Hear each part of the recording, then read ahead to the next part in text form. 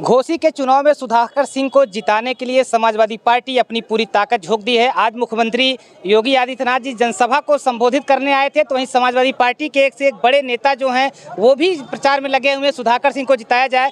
ऐसे में समाजवादी कुटिया के संस्थापक जो हैं ऋषि यादव जी, जिनकी एक फ़ोटो वायरल हो रही थी कोरोना काल के दौरान, उन्हें अखिलेश यादव जिसे डायरेक्ट बात करते हैं, कहीं ना कहीं अखिलेश यादव के बेहद करीबी भी माने जाते हैं ऋषि यादव जी। ये भी आज घोसी के चुनाव में प्रचार प्रसार करने पहुंचे हैं और अजीत जी भी साथ में मिल गए हैं। दोनों युवा नेता हैं समाजवादी पार्टी के, कहीं ना कहीं युवाओं को लेकर अखिलेश यादव भी जोड़ देते हैं। तो भैया क्या चल रहा है घोसी के चुनाव जाने समाजवादी पार्टी जीत चुकी है। सुधाकर सिंह चुनाव जीत चुके हैं। हर वर्ग हर समुदाय में कल रिक्शे बैठ करके टी शर्ट और जीन्स पहन कर मैं लोगों से बात कर रहा था और हर व्यक्ति सुधाकर सिंह जी का नाम ले रहा था।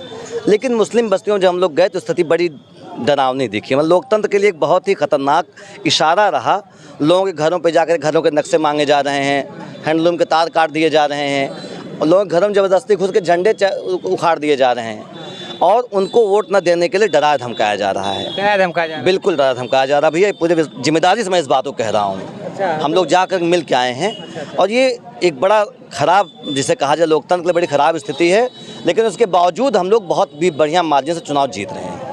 चुनाव हम लोग बहुत जीत रहे हैं, अच्छे मार्जिन से चुनाव जीत रहे हैं, ऐसा अजीत जी का कहना है। तो ऋषि यादव जी, आप भी जो है कहीं ना कहीं घोसी में कई दिनों से लगे हैं चुनाव प्रचार को, अब तक आप नज़दीक से देखे होंगे, क्या लग रहा है आपको, कितनी टक्कर मिल रही समाजवादी? जैसा कि हम आपको बताना चाहते हैं, हम लोग घर घर तक जन जन तक जाकर समाजवादी पार्टी के प्रत्याशी माननीय सुधाकर सिंह को जिताने के लिए हम लोग पूरा संघर्ष कर रहे हैं। और आज हम आपको बताना चाहते हैं कि आज ही बगल में ही उत्तर प्रदेश के मुख्यमंत्री माननीय योगी जी आए थे। वहाँ पे जो भीड़ आई थी पूरे उत्तर प्रदेश के हर जिले से, आप देख सकते हैं बसों का नंबर यूपी 62, 63, 64, 65 लगा के लोग आए थे। यहाँ की जो यहाँ के जमीनी नेता हैं वो माननीय सुधाकर सिंह जी हैं और माननीय सुधाकर सिंह जी बहुत भारी मतों से यहाँ विजयी हो रहे हैं। और यहाँ के जो प्रत्याशी हैं भारतीय जनता पार्टी के भगोड़े प्रत्याशी, ये कभी इस दल में कभी उस दल में, कभी इस दल में कभी इस दल में जो काम करते हैं, यहाँ की जनता उनको हरा के भेजने का काम कर रही है।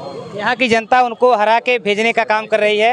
आप कह रहे हैं कि संघर्ष कर रहे हैं, लेकिन आपके पार्टी के और नेता कह रहे हैं कि हम चुनाव जीत रहे हैं। हाँ, हम लोग देखिए जो भी है कि समाजवादी पार्टी यहाँ पूर्ण रूप से चुनाव जीत रही है, लेकिन हर कार्यकर्ता का काम है, हर नेता का काम है कि जन जन तक जाके इस समय जो वर्तमान की जो सरकार है वह लोगों के अंदर एक डर भय पैदा करना चाहती है। लोगों को एक मतलब अपने प्रशासन के दबाव में अपना वो कल बल छल लगाएगी, लेकिन समाजवादी पार्टी के कार्यकर्ता डरने वाले नहीं हैं। वो जन जन तक और घर घर तक जाके समाजवादी पार्टी के वोटों की रक्षा करेंगे और समाजवादी पार्टी के प्रत्याशी सुधाकर सिंह को जिताने का काम करेंगे। हाल में ही आप देख सकते हैं कि जिस तरह से यहाँ पे लगातार मंत्री आ रहे हैं और लोग जनता से नहीं मिल रहे हैं। अभी हाल में ही आप देख रहे थे एक वीडियो वायरल हुआ था जहाँ पे उप मुख्यमंत्री जी जा रहे थे। जो आपको वोट देगा उसको आप झटक के फेंक दे रहे हैं, जिस वोट से आप विजयी होंगे झटक के आप उसको फेंक दे रहे हैं। बताइए लोकतंत्र में किस तरह की अगर घटना देखी जाए कि गरीब का कोई, इन लोगों के दिमाग में कोई अस्तित्व ही नहीं है।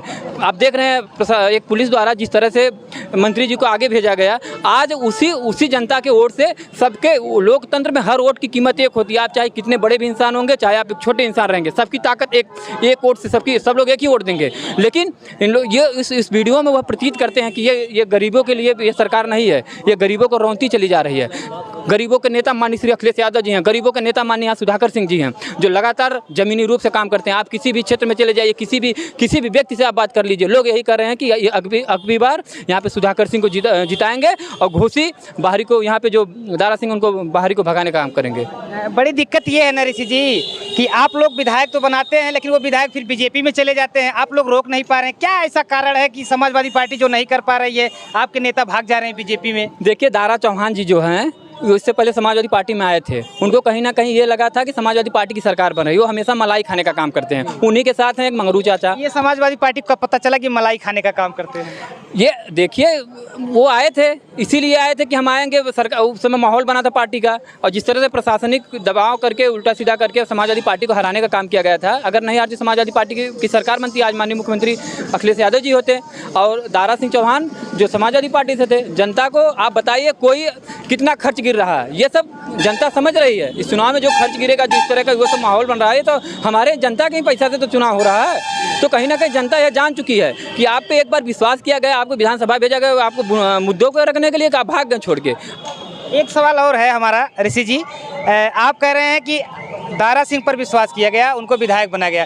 यहाँ की जनता समाजवादी पार्टी पर विश्वास करके उनको विधायक बनाई थी कि दारा सिंह को विश्वास करके बनाई थी? देखिए, दारा सिंह, यहाँ की जनता समाजवादी पार्टी पे विश्वास करके, समाजवादी पार्टी, यहाँ की जनता जो समाजवादी पार्टी के साथ है, लेकिन दारा सिंह चौहान जो चुनाव लड़े थे लेकिन वो छोड़ दिए हैं, तो उनको ये पता होना चाहिए कि यहाँ की जनता समाजवादी पार्टी के साथ थी 2022 में भी, इस समय भी यहाँ की जनता समाजवादी पार्टी के साथ है, और उनको ये लगा कि व्यक्तिगत तौर से हम चुनाव जीते, उनको इस बार पता चल जाएगा। जैसा कि आपके अभी साथ के नेता ने बताया कि प्रशासन जो है काफ़ी गलत कर रहा है, मुस्लिम बस्तियों में जाकर के लोगों को नक्शा मांगा जा रहा है, डरवाया धमकाया जा रहा है, तो प्रशासन को, लोगों को आप क्या संदेश देना चाहते हैं समाजवादी पार्टी की तरफ से? देखिए, हम प्रशासन के लोगों से यही कहना चाहेंगे कि लोकतंत्र में आप लोग भी, देखिए, सरकारें बनती हैं बिगड़ती हैं, ठीक है, तो आप लोग ऐसा काम करिए कि या जनता कहे कि देखिए प्रशासन के लोगों ने, मतलब इस तरह का आप मैसेज दीजिए लोगों के। एक पुलिस प्रशासन का काम होता है जनता की मदद करना। किस लिए जनता, आज एक अगर किसी का वेतन दिया जाता है जनता के पैसे के खर्च से दिया जाता है, टैक्स के पैसे दिया जाता है, तो उनका काम है जनता की रक्षा करना, न कि जनता को धक्का देना। जिस तरह से